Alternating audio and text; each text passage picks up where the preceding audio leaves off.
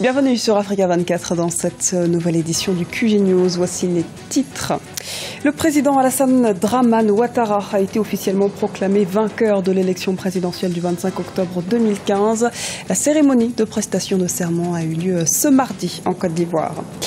L'électrification et le climat, deux thèmes au cœur de l'actualité africaine. Ce mardi, devant l'Assemblée nationale française, le président du Parlement de l'Union africaine, Roger Kodondang, est venu partager la vision de l'Afrique sur ces thématiques. Comment lutter contre la pauvreté et les inégalités en Afrique? La question dirige les débats au sein de la conférence économique africaine qui se tient actuellement en République démocratique du Congo. Nous reviendrons sur les enjeux de cet événement. Prestation de serment en Côte d'Ivoire, la cérémonie du président Alassane Dramane Ouattara, dont la réélection a été confirmée ce lundi par le Conseil constitutionnel, s'est tenue ce 3 novembre au palais de la présidence à Abidjan. Reconduit pour 5 ans, le chef de l'État compte poursuivre la dynamique amorcée grâce à son bilan qu'il qualifie de positif. Les précisions d'Arwa Barkala. Le président Alassane Ouattara investit pour un second mandat. Ce mardi 3 novembre 2015, le président ivoirien a prêté serment en présence de nombreux chefs d'État, de ses proches et de son équipe de campagne. L'occasion pour le chef de l'État de faire le bilan du programme de son précédent mandat que le président réélu veut continuer à mettre en œuvre. Au plan de la relance économique, nous avons réussi à remettre l'économie ivoirienne sur la voie de la croissance. C'est ainsi que nous avons pu créer en 4 ans plus de 2 millions d'emplois. Nous avons également augmenté les revenus de la grande majorité des Ivoiriens, tant dans le milieu rural, le secteur public, que dans le secteur privé. Je voudrais profiter de l'occasion pour féliciter le gouvernement, avec à sa tête le Premier ministre Daniel Kablan-Duncan, travail accompli par l'équipe gouvernementale en si peu de temps. Lors de son discours d'investiture, le président a également tenu à remercier les Ivoiriens qui lui ont accordé leur suffrage et leur confiance. Vu à quel point vous appréciez de pouvoir travailler dans la paix et en toute sécurité, vous m'avez confirmé l'importance que vous attachez à une justice équitable pour tous, à la bonne gouvernance dans la gestion des ressources publiques et à l'amélioration de votre qualité de vie au quotidien. J'ai pu voir combien notre jeunesse demandait à être encadrée afin de pouvoir travailler et jouer son rôle dans le développement de notre nation. Ces visites ont renforcé ma conviction que nous devons accélérer la distribution des fruits de la croissance, surtout pour les plus défavorisés de notre société. De même, j'ai été conforté dans ma perception du rôle important des femmes dans notre société. Le président Alassane Dramane Ouattara a été élu à 83,66% des voix le 2 novembre 2015. Bien avant le renouvellement de son mandat, il avait promis une réforme de la Constitution. Le président du Parlement africain présente ce mardi 3 novembre 2015 le projet sur l'énergie pour tous en Afrique. Un projet qui s'invite également au sein de la conférence sur les changements climatiques, la COP 21, qui se déroulera à Paris en France dès le 30 novembre. Les précisions de Lise Elsi Akizimana.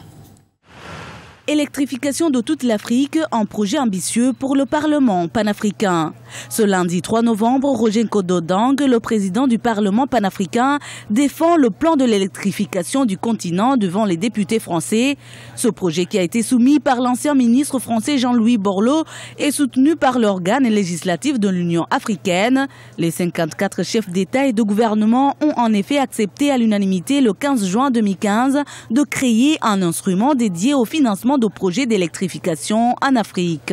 L'Afrique a des problèmes d'électrification. Je ne dis pas qu'il manque des projets sectoriels.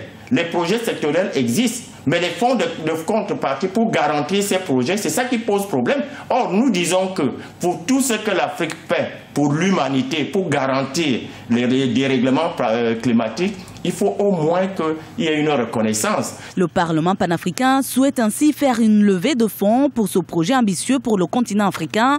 L'Afrique entend s'imposer surtout que la COP21, la conférence sur les changements climatiques, approche et se tiendra du 30 novembre au 11 décembre 2015 à Paris, en France. Cette COP21 nous donne l'opportunité, ici en France, de par la géographie entre la France et l'Afrique, pour que nous puissions nous en tirer avec quelque chose. Et nous demandons que le projet Énergie pour tous en Afrique puisse se mettre en place et que dès janvier 2016, que ce projet soit installé en Afrique. Le Parlement panafricain est composé de 270 députés venus des 54 États et gouvernements de l'Union africaine.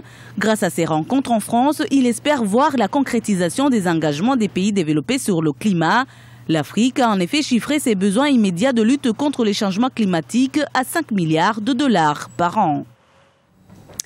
Au Niger, à 4 mois du premier tour de la présidentielle prévue le 21 février 2016, l'opposition réclame un audit complet et indépendant du fichier électoral. Elle a en ce sens organisé dimanche 1er novembre une manifestation à Niamey, la capitale. En tête de cortège, le Front patriotique et républicain, la coalition des partis de l'opposition, comme nous l'explique Lise Elsi Akizimane. Manifestation de l'opposition ce dimanche 1er novembre 2015 à Niamey, la capitale du Niger.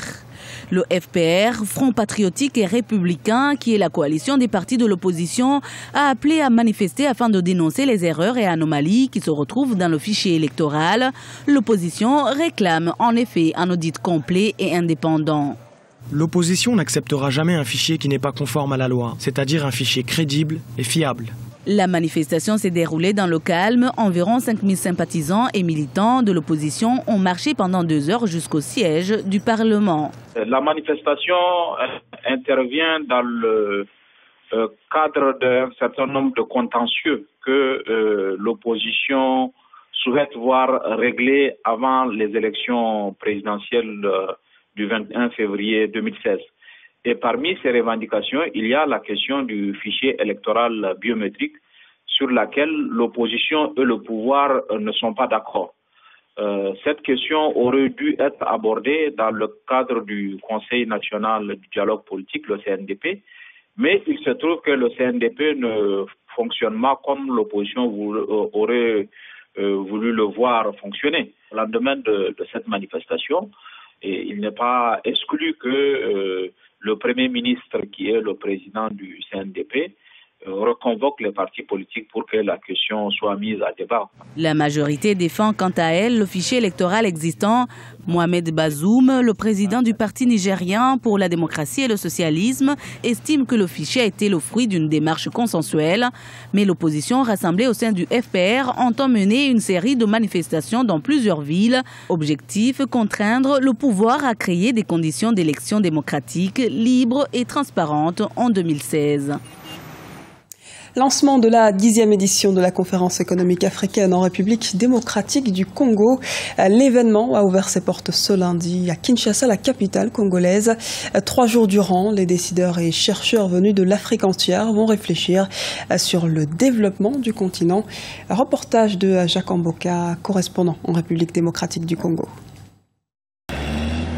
Lutter contre la pauvreté et les inégalités dans les programmes de développement pour l'après-2015, c'est le thème au centre de la 10e conférence économique africaine dont les travaux ont été lancés ce lundi 2 octobre à Kinshasa par le président du Sénat, Léon Kingo-Adundu, qui représentait les chefs de l'État Joseph Kabila.